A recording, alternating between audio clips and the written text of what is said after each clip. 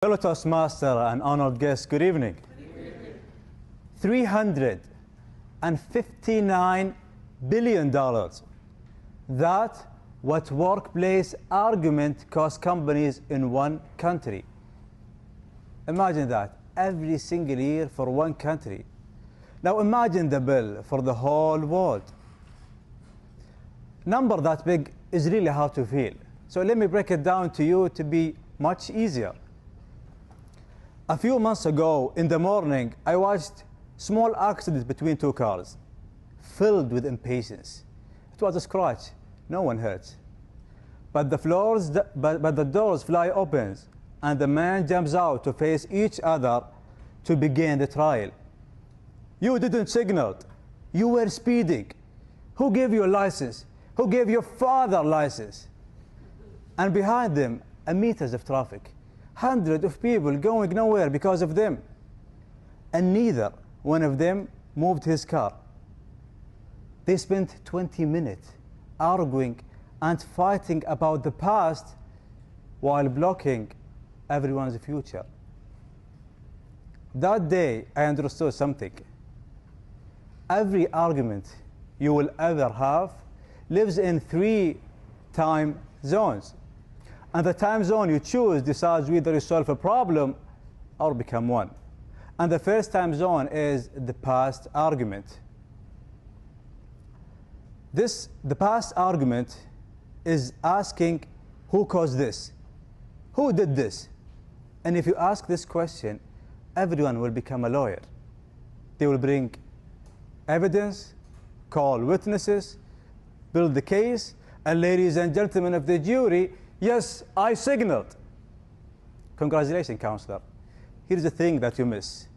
The past argument is like a courtroom, and the courtroom goal is only to assign blame.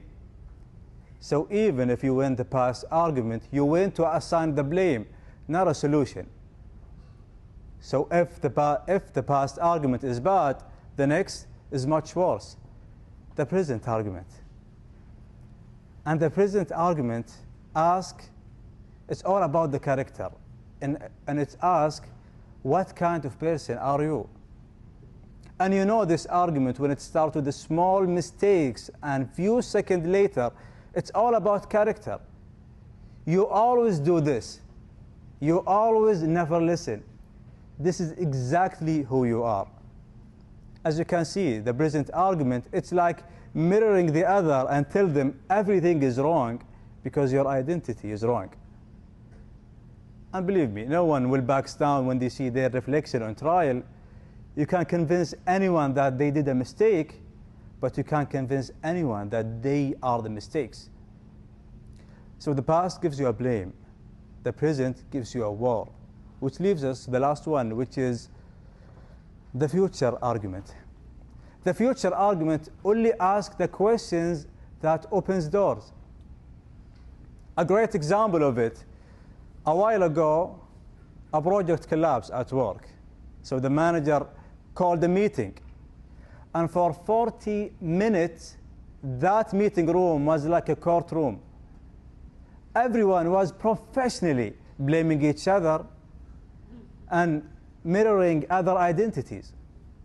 Then a quiet colleague who barely speaks raised her hand and asked only for 5 words. What do we do next? I watched the room change temperature. Shoulder drops down. Pins come out. And for 15 minutes, we found a solution that 40 minutes of blame couldn't buy. She didn't win the argument. She ended it. Because the leaders are not the loudest voice in the fight. They are the one who change it tense from the past to the future. And you, ladies and gentlemen, the leader of the future, you will face this in your life. And based on that, I will give you an assignment. This week, an argument will find you at work, with a friend, or especially at your home. And when you see it coming, and when the voice comes loud, and when the courtroom opens, just ask this simple question. what do we do next? You are not surrendering or admitting anything. You just move the conversation to the only time zone where the solution happened. So 5-4, one argument this week. And you will do this because you are the leaders who will remove any past argument from the road. And we will do this because the yesterday is not our to recovery, but the tomorrow is our to win. So please, don't win the argument, clear the road, and lead the future. Back to you.